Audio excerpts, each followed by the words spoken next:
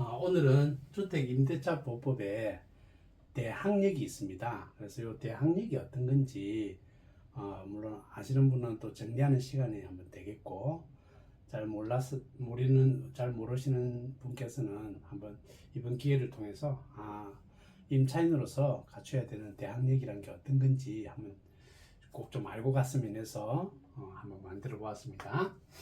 자, 주택임대차 보호법.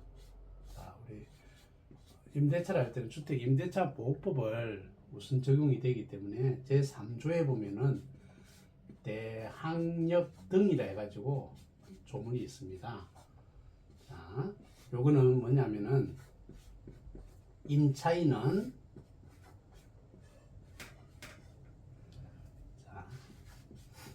임대차를 하는 경우에 요 임대차를 등기를 하는 경우도 있습니다.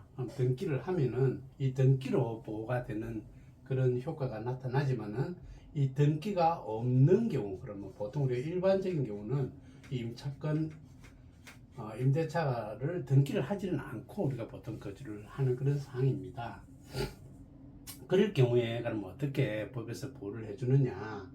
요거는 주택을 인도를 받습니다. 주택을 인도. 요 말은 이제 집을 살로 이렇게 이사를 들어간다는 말이겠죠. 주택을 인도하고 이 더하기입니다. 그럼 이건 동시에 되어야 되는 그런 상황입니다. 주택을 인도하고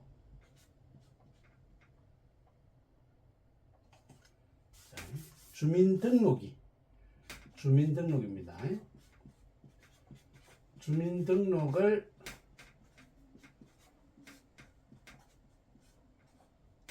마친 날, 자, 요 두 개가 갖추어진 날, 이 길이라죠. 이 길은 우리가 다음 날입니다. 다음 날, 이 길 0시부터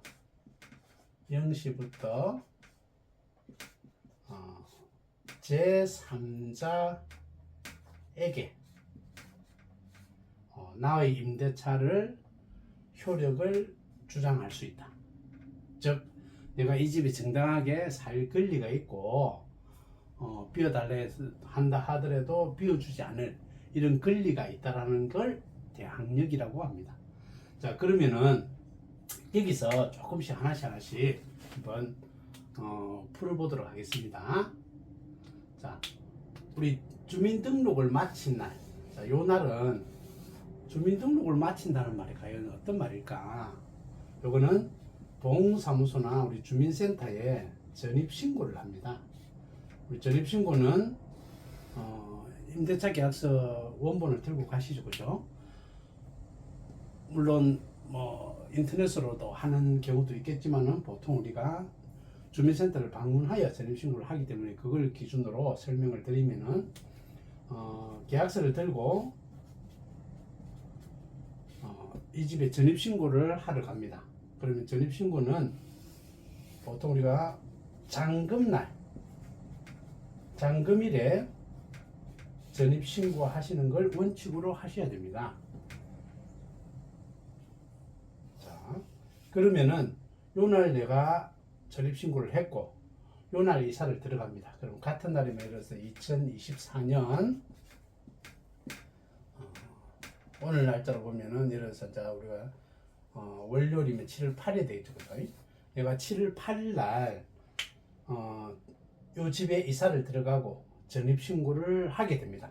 그러면은 7월 9일 날 0시부터 제3자에게 나의 임대차를 권리를 주장할 수 있다라고 이해를 해 주시면 됩니다. 그래서 문제가 한 번씩 발생하는 경우가 어떤 경우냐면은 이 7월 8일 날, 요게 이제 평일임을 공휴일이 아님을 전제로 제가 말씀을 드리는 거고, 이 7월 8일 날 이 집에 이제 건주당이 주인이 은행으로부터 대출을 받고 건주당권을 설정을 했다. 7월 8일 날. 그러면은 나는 전입신고를 이사를 하고 전입신고를 동시에 7월 8일 날 하였지만 이 건주당권이라는 친구는 이게 바로 당일 효력이 바로 나타납니다. 자, 그러면은 우리 대항력은 요날 밤 24시, 다음날 0시에 생깁니다. 그래서 이 친구가 순위가 1순위가 되고 우리 임대차가 2순위로 되기 때문에 요걸로 인해서 차후에 문제가 발생할 수도 있다. 그래서 공인중개사들께서 임대차 계약을 진행하실 때 임차인이 대항력을 이 인도와 주민등록을 마치는 이 대항력을 갖추는 당일 또는 이길 또는 임무가 없이 그냥 대항요건을 갖추는 날 당일 또는 대항요건을 갖추는 다음 날까지 이 등기부상 권리 변동을 하지 않기로 한다. 이렇게 보통 정리를 해 주실 겁니다. 그래서 요거는 요런 대항력 확보를 위해서 이렇게 정리를 해 주신다라고 이해를 해 주시면 될 것 같습니다. 자, 그러면은 이 대항력과 관련돼 가지고 조금만 기본적인 거는 이제 정리가 되었고, 자, 이걸 우리 요 집을 자 건저당권이 요거 등기부에는 우리가 요 뭐 2천만 원이 찍혀져 있으면 실제 빌린 거는 요거보다 조금 20% 작게 빌린 금액이겠죠. 20-30%나. 근데 등기부에는 채권 최고액이라 해가지고 빌린 금액의 20%나 30%를 조금 더 적어 놓는다 라고 이해를 해 주시면 되겠습니다. 자, 요게 이거를 말소하지 않고 내가 이 집에 임대차를 들어간다. 자, 임대차를 7천만 원에 들어가는 경우입니다. 그러면은 자, 여기서 요 있는 상태에서 내가 전입신고를 하고 점유를 하게 됩니다. 자, 이렇게 되면은 요날 밤 0시부터 다른 제3자에게는 나의 권리를 이 임대차를 효력을 주장할 수 있다라는 겁니다. 그래서 뭐 우리가 흔히 얘기하는 매매로 이루어지거나 이렇게 하면은 대항력을 당연히 주장할 수 있는 거고요. 그 다음에 요 집을 요대로 승계를 하시는 전세 않고 매매를 하더라도 나의 대항력을 그분한테 주장할 수 있는 그런 근거가 된다라고 보시면 되고요. 그러나 이런 부분들이 조금 문제가 되는 게 요 건저당권이 물론 작아서 그런 경우는 없겠지만은 추후에 이 사람이 요 다음 뭐 3번으로 또 다른 뭐 사채를 썼거나 뭐 이런 경우도 있을 수가 있고 또 건저당을 더 빌릴 수도 있는 그런 경우가 뭐 없을 수는 없겠죠, 그죠? 이래서 이제 그런 경우가 있다.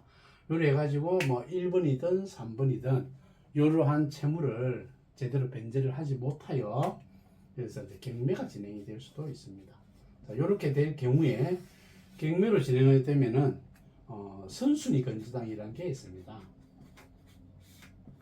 선순위 권리가 지금 우리 여기 보면은 요 건저당권이 선순위 권리가 됩니다. 말소 기준 권리가 됩니다. 경매로 진행이 됐을 경우에는 그러면 요 권리 다음으로 설정이 되어 있는 모든 권리들은 이게 인수가 되지 않고 말소가 됩니다. 그 말은 이걸 낙찰 받으시는 분이 안아야 되느냐 안을 필요가 없느냐를 해석하는 기준이 되는 아주 중요한 부분이 되겠습니다. 그래서 그러면 이제 경매로 진행이 되면은 나는 대항력을 갖추고 있는데 요 경우에 이게 낙찰자 경매로 받은 낙찰자에게 나의 권리를 주장을 하여 내가 임대차 기간 동안에 살 수 있느냐 거주할 수 있는 권리가 있느냐 그거는 안 됩니다. 여기에서는 경매로 진행이 됐을 때는 이 대항력을 이 권리가 임대차라는 권리가 말소에 해당하는 거기 때문에 이분한테 주장을 못 하겠죠. 그죠? 그래서 집을 비워줘야 되는 상황이 생긴다. 그럼 나는 어떻게 보호를 받느냐? 여기에 우리가 확정일자를 받아 있거나 아니면 요 금액이 소액 임차인이 해당이 돼서 최우선 변제가 되면 최우선 변제 금액을 먼저 받고 나머지를 순위 배당을 한다든 식으로 진행이 된다라고 보시면 됩니다. 요 권리가 없다. 요 권리가 없으면 사실은 이제 임대차가 최선순위입니다.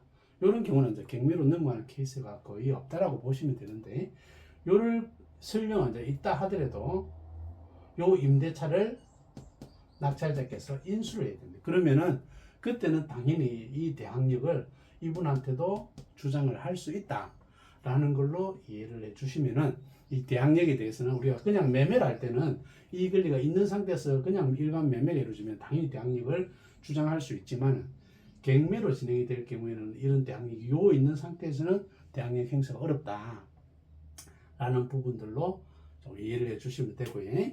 그리고 주민등록이 마쳐진다. 우리 주민등록이 되어야 된다고 했습니다. 점유와 동시에 이 주민등록이 마쳐져야 됩니다. 주민등록이 마쳐진다는 것은 결국 우리가 이거는 전입신고를 하면은 주민등록이 된 것으로 본다라고 되어 있습니다. 그래서 전입신고를 하시면은 당연히 이 집에 주민등록이 되어진다 라는 부분으로 이해를 해주시면 될 것 같습니다. 그래서 우리가 임대차를 하시면서 대항요건에 대해서 또 대항력에 대해서 어떤 힘이 생기고 어떤 요건을 갖춰야 이런 효력이 생기는지를 한번 정리를 했습니다. 그래서 임대차 계약을 하시고 할 때 참고로 하시고 좀 진행을 해 주셨으면 해서 한번 정리를 해 드렸습니다. 자, 다음에 이런 또 대항 요건에 대해서 조금 더 자세하게 하는 또 말씀드리는 시간을 한번 갖도록 하고, 오늘은 이제 여기에서 마치도록 하겠습니다. 고맙습니다.